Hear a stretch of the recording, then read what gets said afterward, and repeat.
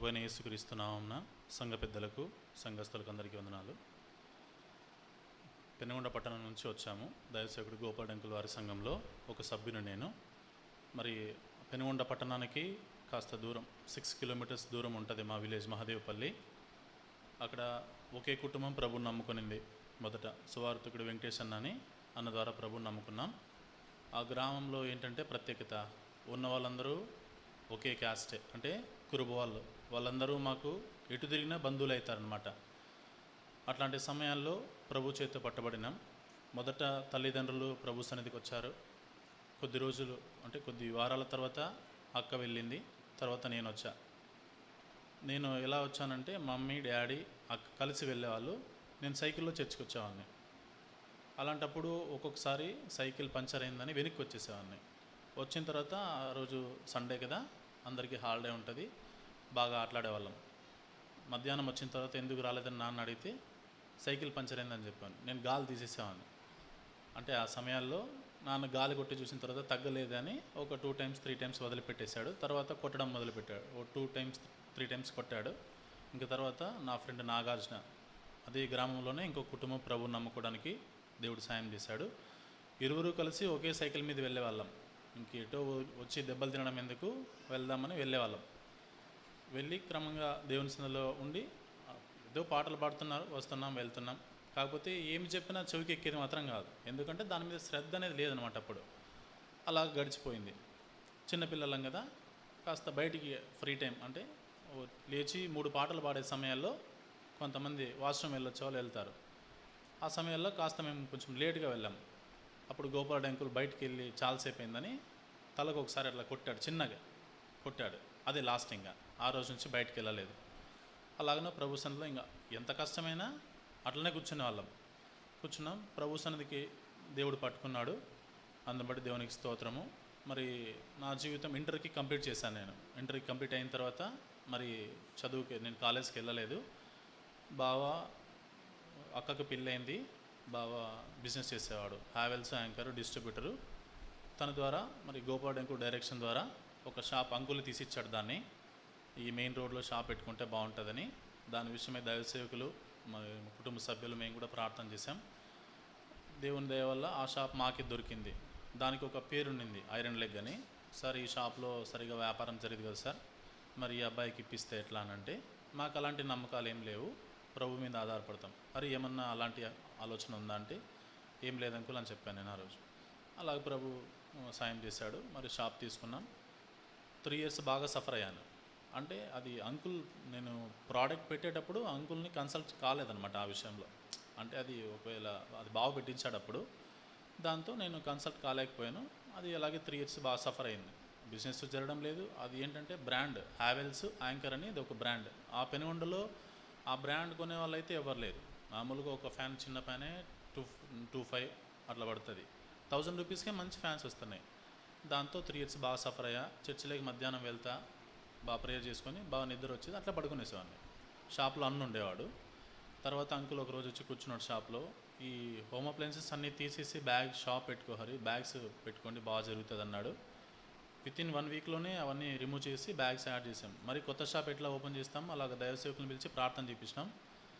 దేవుని దయ వల్ల అప్పుడు చేయించిన ప్రార్థన వల్ల దైవసేవకులు ప్రార్థన చేసి అప్పుడు ఓపెన్ చేసినప్పటి నుంచి ఇప్పటి వరకు దేవుని మహాకృపను బట్టి పెనుగొండలోనే ఒక గుడ్ నేమ్ వచ్చింది.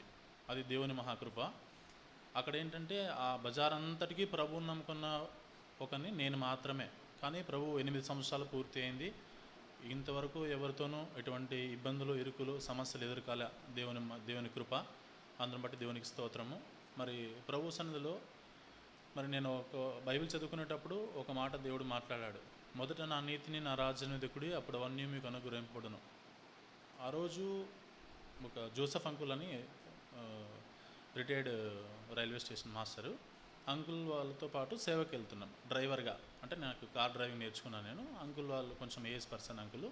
హరి డ్రైవింగ్కి వస్తావని అడిగాడు. అంకుల్ వస్తానన్నాను. ఆ రోజు వెళ్తూ ఉన్నాం, వచ్చి కూర్చున్నాం, టీ ఇచ్చినారు. దేవుడు ఈరోజు చదివిన వాక్యంలో ఏం మాట్లాడినాడు అని అంటే అదే మాటే మాట్లాడినాడు. మొదట నా నీతిని నా రాజ్యాన్వికుడి, అప్పుడు అవన్నీ మీకు అనుగ్రహింపబడునని. ఓకే అన్నాడు. మరి నేను ఇంటికి వెళ్ళి చూస్తే మొదట ఆయన నీతి, ఆయన రాజ్యం. ఏది ఆయన నీతి తెలియదు. అప్పుడు కొద్ది రోజులు బాగా స్టడీ చేసుకున్నాం. తర్వాత దైవ సేవకులు వాక్యం చెప్తూ ఉండడం వల్ల దేవుని నీతి అంటే దేవుని వాక్యం అని తెలుసుకున్న తర్వాత అప్పుడు కాస్త వాక్యం వినడం అలవాటు పడింది. అట్లే ప్రభు సన్నిధిలో వాక్యం వింటూ దేవుని సన్నిధిలో మరి గోపాడంకుల ద్వారా మరి దైవసేవకుని ద్వారా ఎంతో ఆదరింపబడ్డాం. మరి దైవసేవకుని ద్వారా మరి అనేక కుటుంబాలు, మా గ్రామం నుంచి 2 కుటుంబాలు ప్రభు సన్నిధిలో తొలగిపోకుండా స్థిరంగా నిలబడడానికి దేవుడు కృప చూపాడు. మరి పట్టణం నుంచి పెనుగొండకు రావాలని ఒక ఆశ, 2 సంవత్సరాలు ప్రార్థన చేశాం. దైవసేవకునికి చెప్పాము, అంకుల్ వచ్చేసేయండి హరి, మరి టౌన్కి వస్తే కొంచెం డెవలప్ ఉంటుంది, అనే విషయాల్లోనూ చాలా బాగుంటుంది, దేవుడు ఆశీర్వదిస్తాడని. మాకున్న సోర్స్ ఏంటంటే అగ్రికల్చర్, కొంచెం పొలం ఉంది, గేదెలు ఉన్నాయి. టోటల్ మంత్లీ వచ్చి 18,000 రూపీస్ వచ్చేది. ఆ 18,000 పోతే ఇన్కమ్ ఏం లేదు. ఆ షాప్ అప్పుడు అంతంత మాత్రమే జరిగేది. కానీ దేవుని మీద భారం వేసాం. దైవసేవకుడు రమ్మన్నాడు, ప్రార్థన చేశారు. కొద్ది నెలలు ప్రార్థన చేశాం. మరి అంకుల్ని పిలుచుకొని వెళ్ళి ఒక ఇల్లు చూసాం. అంకుల్ ఇది బాగా సరిపోతుంది అన్నాడు. ఆ విషయంలో లీజుకి తీసుకున్నాం. బాడీ కట్టడానికి ఇబ్బంది అవుతుందేమో, ఎట్లా లీజుకి తీసుకుందామని 3,50,000 రూపీస్కి లీజ్ తీసుకొని అక్కడ ఉన్నాం.